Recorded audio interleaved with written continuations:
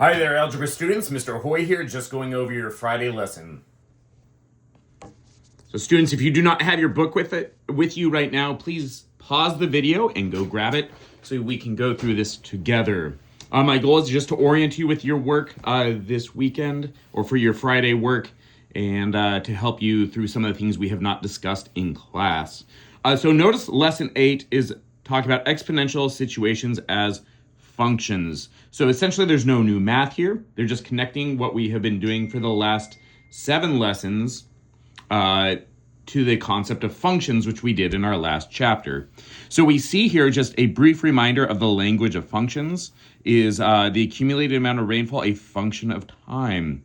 Remember, the way that we phrase this is that the output is a function of the input. So in this case, accumulated rainfall is the output, and it is a function of time, which is the input. But it would not be proper in this situation to say that time is a function of rainfall, because time is not input is not necessarily a function of your output. You'll see that 8.2 we're going to skip. I just thought it went unnecessarily deep into a scenario. That's nothing new. But 8.3, which is not on your Friday sheet, and so if you're watching this video, I just ask that you take a few minutes to do this as well. It just takes you back to the basics of functions and plugs it in with questions very similar to what we've been doing in this unit with exponential growth. It's pretty guided. It tells you exactly what to do to write a sentence in the function form, to indicate which is an independent and dependent variable, and then to write an equation. If you've been doing well with the lessons in this unit so far, then this should be no problem to interpret those scenarios. So please do add that, even though it's not listed on your +1 Friday sheet. We are going to skip 8.4 because it covers an idea that's interesting, but not necessary to the work we are doing. So then we jump into the practice problems for lesson 8, which is the first thing that is listed on your Friday sheet. And let's trim these down just because since I asked you to do those extra questions from the main part of lesson 8. So here we have more questions, again, connecting what we've been doing to the language of functions, asking about the inputs and the outputs and using function notation. So yeah, do question 1.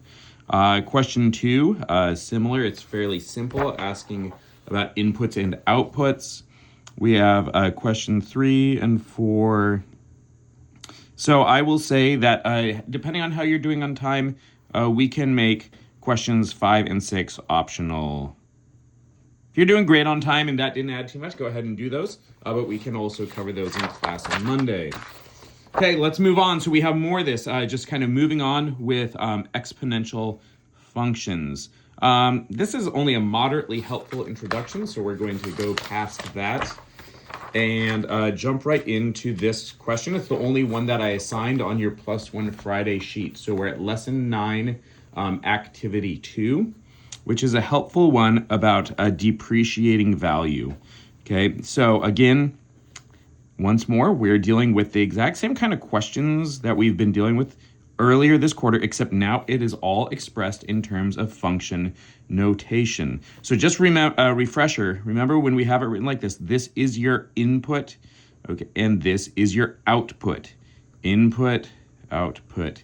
Independent variable, dependent variable. Okay, so these down here are your inputs, those are your outputs.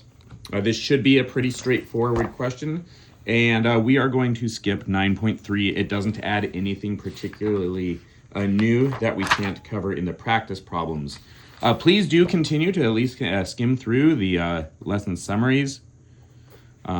They do explain things, and it's helpful for you guys to hear multiple explanations. Oftentimes we cover things in class. You hear explanations from your classmates, but also to see how the people who wrote this explain things can be helpful as well. And then for practice problems, I asked you to do questions 1 through 4, which reinforce the main ideas, again, taking function notation and connecting it with exponential growth.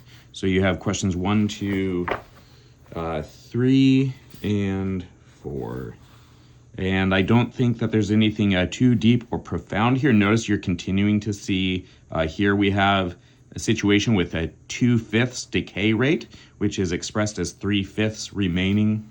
And we have a similar situation here. Each of these asking you various questions in function notation and to explain what the various parts of the equations they provide mean.